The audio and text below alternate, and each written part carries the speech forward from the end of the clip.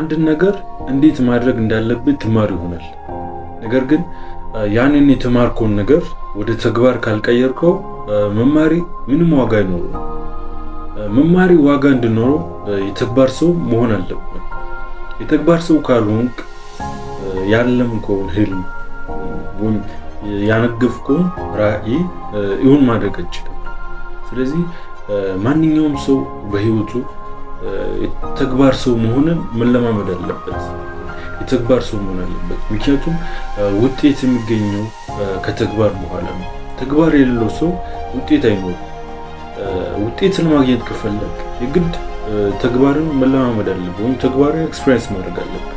ምናልባት አሁን ያገኘው ያለውን ውጤት አልወደድኩ ይሆናል እና መቀየር ፈልገው ነው። ውጤት መቀየር ከፈለግ መቀየር ያለብህ ድርጊት ነው። ሁሉም ሰው ስኬታማ ለመሆን ከፈለገ ተግባርን መለማመድ አለበት። ተግባር የውጤታማነት ምሰሶ ነው። ካለ ተግባር የሚመጣ ምንም አይነት ውጤት የለም። ውጤታችን ውድቀት ሆነ ስኬት፣ ትርፍ ሆነ ክሳራ፣ ሁሉም የተግባራችን ውጤት ነው። ለዚህ ነው ተግባር የውጤት ምሰሶ ነው የሚባለው።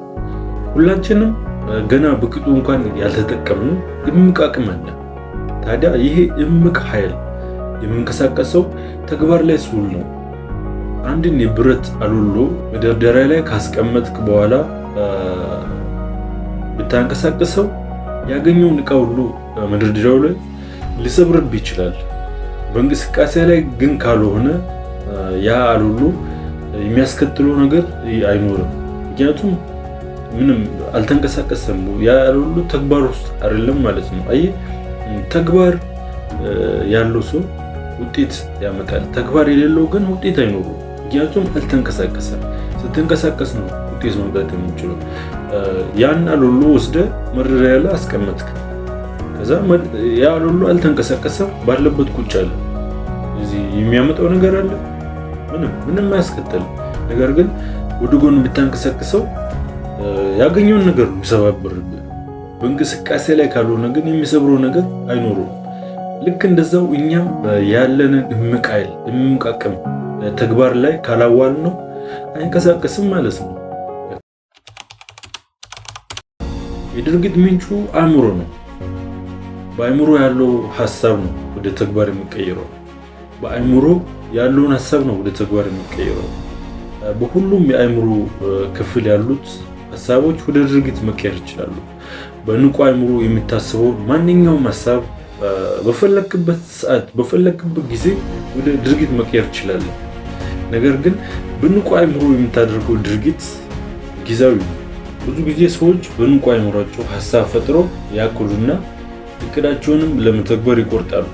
ነገር ግን እቅዳቸውን አንድ ሁለት ጊዜ ከከወኑ በኋላ እቅዳቸውን እርግፍ አድርገው ይተውትና በሌላ ጊዜያዊ ተግባር ሲጠመዱ ይስተዋላል። ምክንያቱም ተግባሩን የጀመሩት በንቁ አእምሯቸው ስለሆነ ቀጣይነት አይኖረውም። እንደምታውቀው ንቁ አእምሮ የያዘውን ነገር በቶሎ የመልቀቅ ልማድ አለው። ስለዚህ ቀጣይነት የለውም። በንቁ አእምሮ የተጀመረ ድርጊት ሁልጊዜም ቀጣይነት ስለማይኖረው ብዙ ጊዜ በጅምር ይቀራል። በድቡቁ አእምሮ ወይም በጥልቁ አእምሮ የሚከወኑ ድርጊቶች ግን ሁልጊዜም ቀጣይነት አለ። ለምሳሌ መተንፈስ፣ ይህ የምንተነፈሰው ትንፋስ ይህ ፕሮግራም የተደረገው በጥልቁ አእምሮአችን አንድ ፕሮግራም ተደርጓል። ስለዚህ አንተ ወደድክም ጠላህም ትተነፍሳለህ። አየህ፣ በቀጣይነት ታደርጓለህ። አንዴ በጥልቁ አእምሮ የሆነ ሀሳብ ፕሮግራም ከተደረገ ውጤቱንም በቀጣይነት ነው የምታገኘው። ጥልቁ አእምሮ የያዘውን ነገር በቀላሉ አይለቅም። አንተ ወደድክም ጠላህም ያመንክበትን ነገር እንድታደርግ ያስገድዳል። ቀጣይነት ያለው ድርጊት ምንጩ ጥልቁ አእምሮ ነው። ድርጊትን በቀጣይነት መለወጥ ከፈለግ መለወጥ ያለብህ በጥልቁ አእምሮ የተወቀረውን እምነት ነው፣ ወይም ፕሮግራም የተደረገውን እምነት ነው። ያንን በጥልቁ አእምሮ የተወቀረ ወይም ፕሮግራም የተደረገውን እምነት ለመለወጥ ደግሞ በንቁ አእምሮ የምታስበውን ሐሳብ መለወጥ አለብህ። ምክንያቱም ያ በጥልቁ አእምሮ ፕሮግራም የተደረገው እምነት የተፈጠረው በንቁ አእምሮ በተደጋጋሚ ካሰብኩ ሀሳብ ነው። ስለዚህ በንቁ አእምሮ የምታስበውን ሀሳብ ለመለወጥ አመለካከትን መቀየር ግድ ነው ማለት ነው። አመለካከትን መቀየር ከፈለግ ደግሞ እይታን መቀየር ግድ ይላል። ምክንያቱም እይታ ነው አመለካከት የሚፈጥረው፣ አመለካከት ደግሞ አስተሳሰብ ይፈጥራል። አስተሳሰቦች ሲደጋገሙ ደግሞ በጥልቁ አእምሮ እምነቱ ነው ፕሮግራም ይደረጋሉ። ያ እምነት ነው ወደ ድርጊት የሚለወጠው።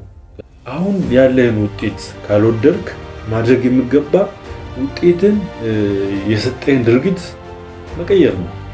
ቀጣይነት ያለው ድርጊት ምንጩ በጥልቁ አእምሮ ፕሮግራም የተደረገው እምነት ነው።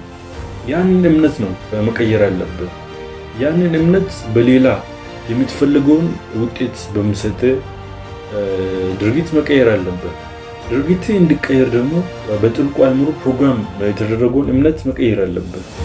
በጥልቁ አእምሮ የምትፈልገውን እምነት ስትወቀር ፕሮግራም ስታደርግ አንተ ወደድክም ጠላህም ያ ፕሮግራም ያደረግከው ሀሳብ ወደ ድርጊት ይቀየራል ማለት ነው። ያ ድርጊትን ውጤትን ይሰጣል ማለት ነው። ህልም ካለ ተግባር ይሁሉን አይችልም። በየቀኑ የምታደርጋቸው እያንዳንዱ ድርጊት ናቸው ህልምን ይሁን የሚያደርጉልን። ድርጊቶች ህልምን ይሁን እንድታደርግ የሚረዱ ካልሆነ ድርጊትን መቀየር ምርጫ የሌለው ግዴታ ነው። አንድን ነገር እንዴት ማድረግ እንዳለብህ ትማር ይሆናል። ነገር ግን ያንን የተማርከውን ነገር ወደ ተግባር ካልቀየርክ መማሪ ዋጋ አይኖረውም። መማሪ ዋጋ እንዲኖረው የተግባር ሰው መሆን አለበት። የተግባር ሰው ካልሆንክ ህልምን እውን ማድረግ አትችልም። ስለዚህ በየቀኑ ህልምን እንድታሳካ የሚረዱህን ነገሮች አድርግ። ካለ ተግባር ውጤት አይመጣም።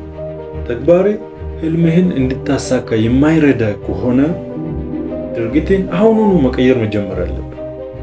የአሁኑ ድርጊቶች ናቸው የነገውን ውጤትን የሚወስኑት። አንድ ነገር እንዲሆን ካላደረግከው በራሱ አይሆንም። እንደዛ የመሆንም ነገር የለም። አንድ ነገር ሁሌም እንድታስታውሰው እፈልጋለሁ። ህልምን እውን ሊያደርግ የሚችል ማንኛውም አይነት ነገር አድርግ። ለምን ድርጊት ትንሽ አይሆንም። የዛሬ ትናንሽ ነገሮች ናቸው ተደማምሮ ነገ ትልቅ ነገር ነው። ትንሽ ማድረግን አትጥላ። ዛሬ ትንሽ ካደረግ ነገም ትንሽ፣ ቀስ በቀስ ትናንሽ ነገሮች ተደማምሮ ትልቅ ነገር ይፈጥራሉ። ህልምን ለማሳካት ትልቅ ነገር ማድረግ ብሳኔ እንኳን ትንሽ ማድረግም ከማድረግም አቦዝ አስታውስ። ትናንሽ ነገሮች ናቸው ተደማምሮ ትልቅ ነገር ነው። ይህን ሁሌም ባይሞላ አስቀምጠው። የቀን 10 ቪዲዮአችን ይህን ምስል ነበረ። በቀጣይ በሚገርም ሀሳብ እንገናኛለን። ሀሳብ አስተያየት ካላችሁ ልታደርሱ ይችላላችሁ። ክራፍት